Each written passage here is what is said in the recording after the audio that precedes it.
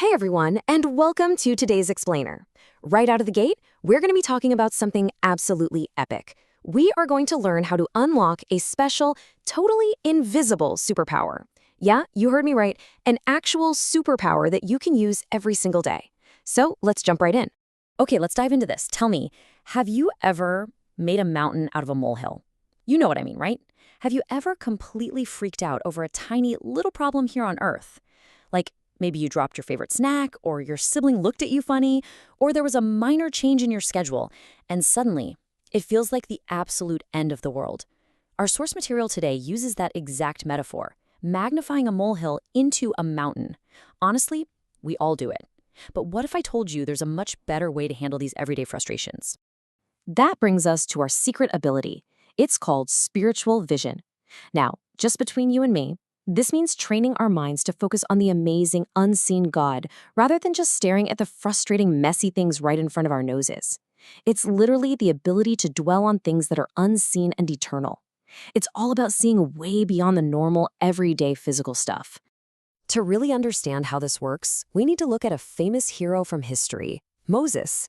The source text points out that when Moses grew up, he found himself standing at a major crossroads. He basically had to choose between two very, very different paths for his future. And this brilliantly illustrates the massive choice he faced.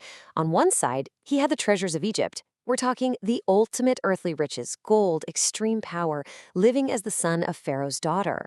But on the other side, the glory of God, something completely invisible and heavenly.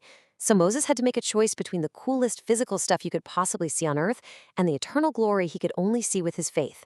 Check out this amazing quote from Hebrews chapter 11, verse 27. It says, "For he endured as seeing him who is invisible."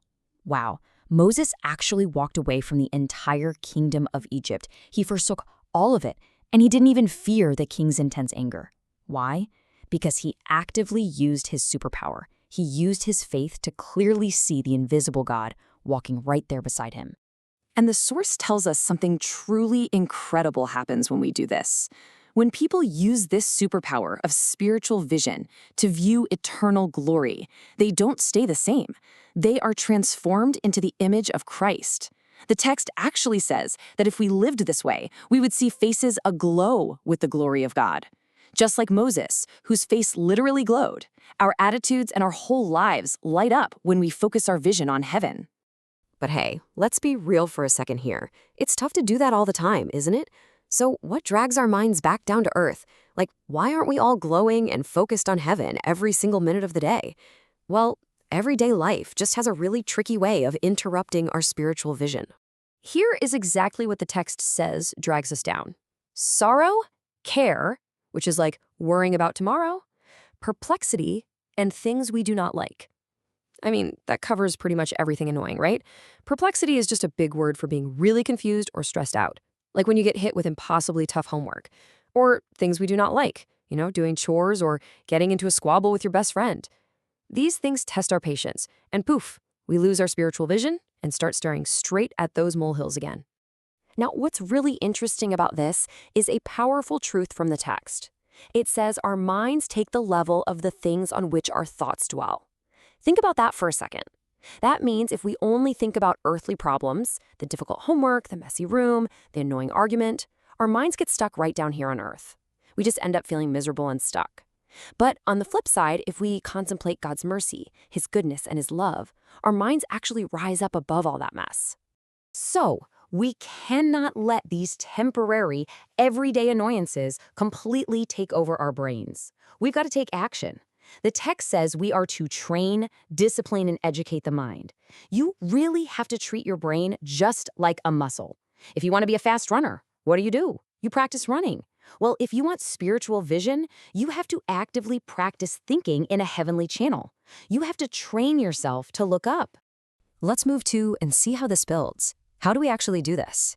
Here is an actionable 3-step training program directly from the source text for whenever you face a tough trial. Step 1, don't sink down in hopelessness and sadness. Step 2, take a firmer hold upon God. And step 3, look unto Jesus. It's that simple. Next time you feel like freaking out over a molehill, just stop, grab hold of God in prayer, and fix your eyes right on Jesus. So, the crucial point is this absolutely epic, punchy statement right here. You are not a toy to circumstances. Seriously, isn't that awesome? God's plan and His care mean that wherever you are called, you can confidently expect Him to be your helper. You are meant to be above your circumstances, not controlled by them. You do not have to be tossed around like a toy every single time something goes wrong. Let's look at this comparison to really drive this home. When earthly problems hit, you basically have two choices for your reaction. Without your superpower, what happens? Well, you sink down into feeling hopeless and sad. You just let the problem completely ruin your day.